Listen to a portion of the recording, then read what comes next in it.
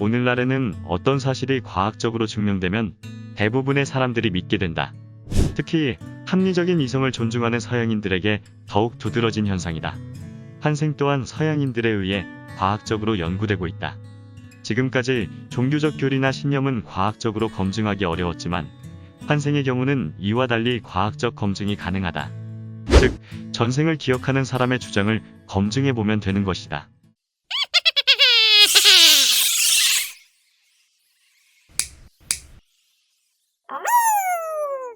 환생은 단 하나의 경우만 사실로 밝혀지면 과학적 사실로 인정받을 수 있으므로 대단히 매력적인 연구 대상이다.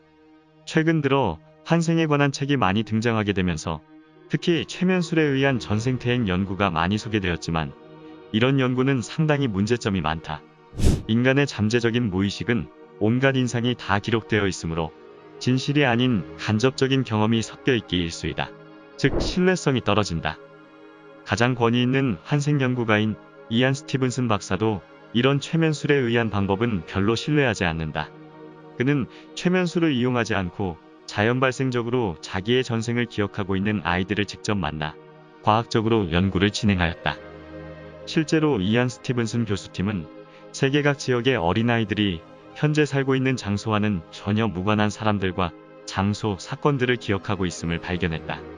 또한 그 사례 중에는 전혀 배운 적이 없는 외국어나 고대 언어를 구사하는 능력을 보인 경우들도 많았다.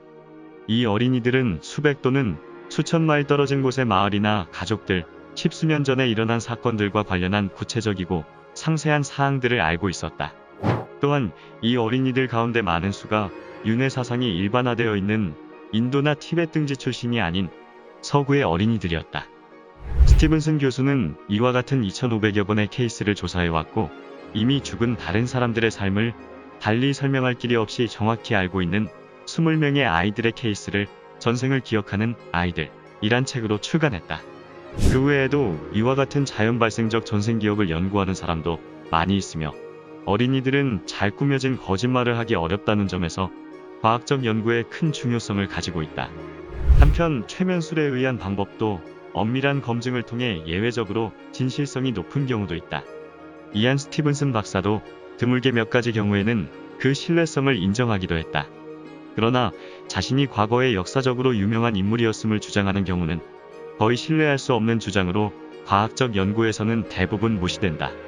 간혹 집단적 무의식이나 혈통적 기억으로 주장하기도 하지만 전혀 무관한 문화와 혈통의 기억도 많으므로 그 설명으로는 모든 경우를 설명할 수 없다. 또 최면술에 의한 전생기억 중에서 부정확한 기억이 문제가 되기도 한다. 그러나 사실 자신의 옛날 일들을 정확히 기억하고 있는 사람이 얼마나 되겠는가? 과거의 기억은 수많은 그 전과 그 뒤의 기억과 섞여버리는 경우가 많다. 또 자신의 어린 시절 일들을 생생하게 기억하는 사람은 많지 않다. 아기 시절보다 더 오래된 전생의 기억은 지극히 극소수만이 기억할 수 있고 그나마 최면술을 이용하면 어린 시절의 상세한 기억이 살아나듯이 좀 더 많은 사람에게 전생의 기억을 떠올릴 수 있게 할 것이다. 과학적인 방법론으로 이러한 현상을 다루는 학자가 늘어나는 것은 고무적인 일이다.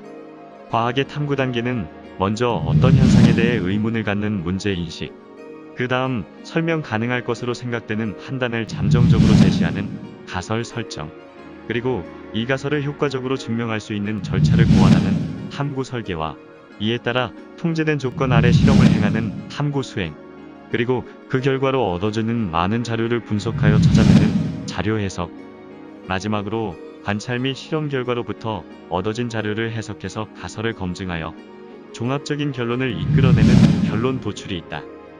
이때 가설이 실험 결과와 맞지 않으면 가설을 수정하고 실험을 반복하여 납득할 만한 결과를 얻을 때까지 시행착오를 거듭해야 한다. 과학 탐구 과정에서 이끌어낸 결론이 다른 여러 관찰 및 실험 결과와도 일치하며 또 실제 자연 현상을 설명하는데도 적용이 잘 된다면 하나의 법칙으로 인정될 수 있다. 일단 한 과학자가 자신이 옳다고 믿는 이론을 얻게 되면 다른 연구자들이 실험하고 또 실험해서 그 결과들이 모두 같아야 한다. 듀크 대학교의 조지 프라인 박사와 버지니아 대학교 정신과의 이안 스티븐슨 박사, 뉴욕 시립대학의 버트루드 슈마이들러 박사 등이 행한 정밀하고도 과학적으로 수용 가능한 연구들과 그 밖에 많은 진지한 연구자들은 그러한 작업이 가능하다는 것을 증명해 보였다. 그리고 이런 연구의 성과들은 전문적인 의학 저널에도 종종 투고되고 있다. 하지만 아직은 과학적인 사실로 널리 인정받지는 못하고 있다.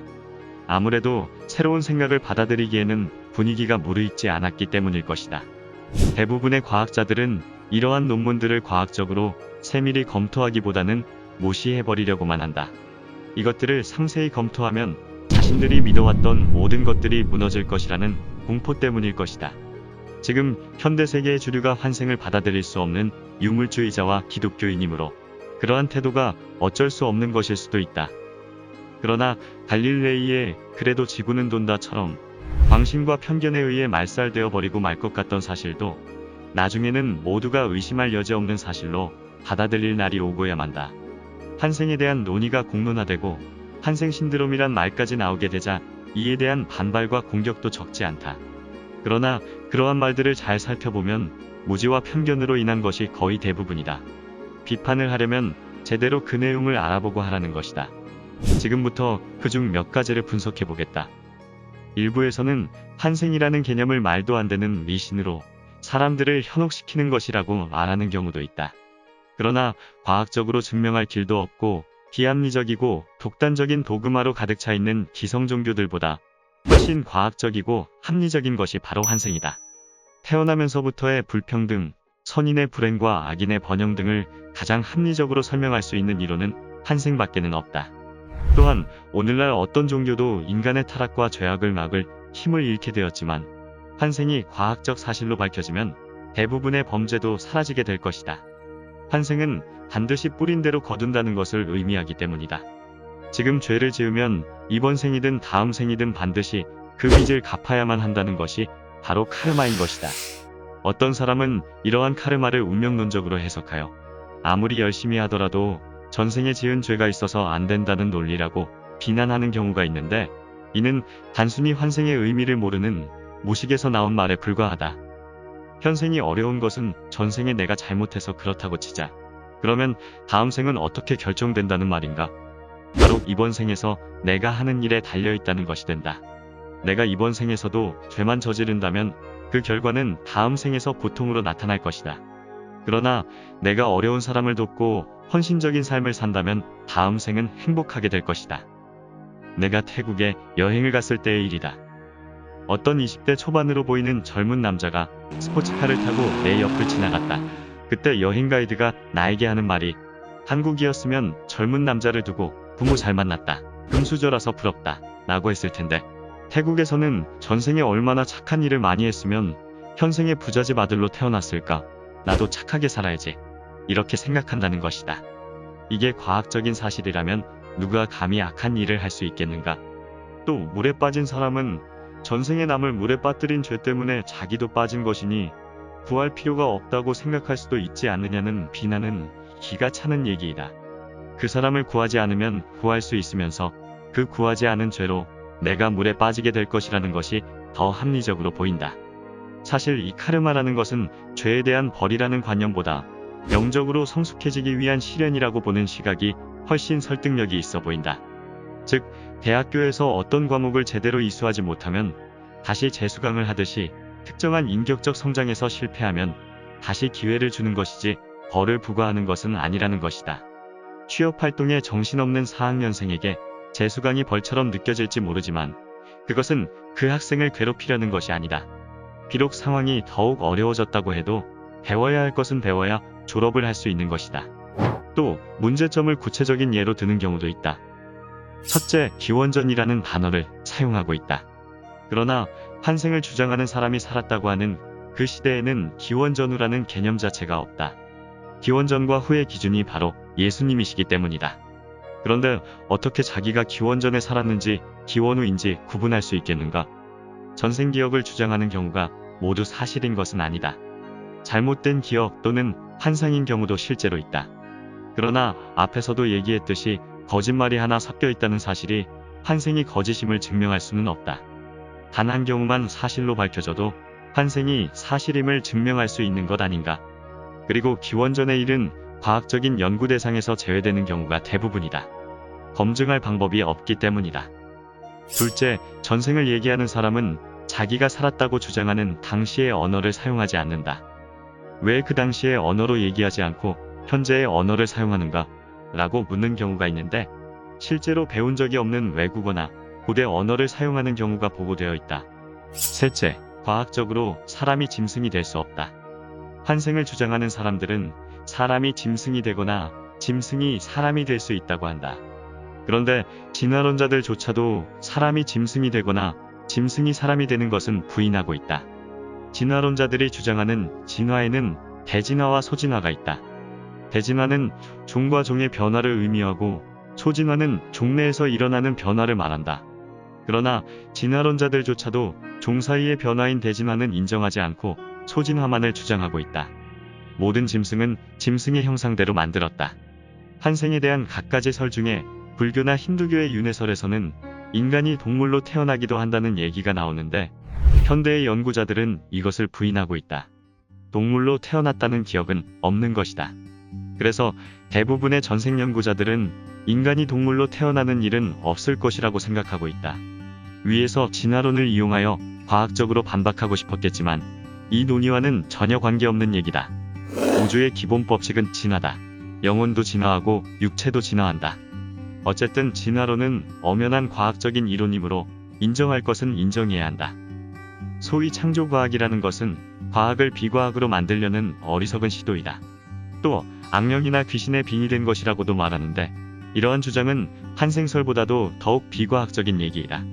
환생설은 단지 다음 생의 행복만을 추구하는 내세지향적인 사상이라고도 비난하는데, 환생설의 궁극적 목표는 내 생의 행복이 아니라 영적으로 진화하여 신성과의 합의를 추구하는 심오한 종교 철학적 의미가 있다. 고대 세계에서는 동서양을 막론하고 환생 사상이 일반적이었다. 예를 들어 서양 문명의 기원인 고대 그리스의 철학자 플라톤, 피타고라스 등이 환생설을 주장하였고, 오르페우스 교단이라는 그리스의 종교 집단 또한 환생을 기본 교의로 채택하고 있었다. 아무런 편견 없이 순수한 눈으로 보았을 때 단 한 번의 기회를 주고 아무리 착하고 선하게 살았더라도 단지 특정 종교를 믿지 않았다는 이유로 영원토록 지옥불의 고통을 당하게 한다는 믿음과 잘못된 삶을 살았다면 그 죄가품을 하고 새롭게 시작할 수 있는 기회를 준다는 환생설 중에 어느 쪽이 더 신빙성 있어 보이는가? 지금까지 말한 바와 같이 환생설은 그 어떤 주장보다도 과학적이고 합리적이기 때문에 오늘날 미국인의 5분의 1이 환생을 믿고 있다는 것이 1990년 갤럽 조사에서 밝혀진 바 있고, 프랑스의 시사주간지 렉스프레스에 따르면 프랑스인의 4분의 1도 환생을 진심으로 믿고 있다 한다. 다른 유럽 지역이나 캐나다의 경우도 비슷하며 이 비율은 앞으로도 계속 증가할 것으로 보인다.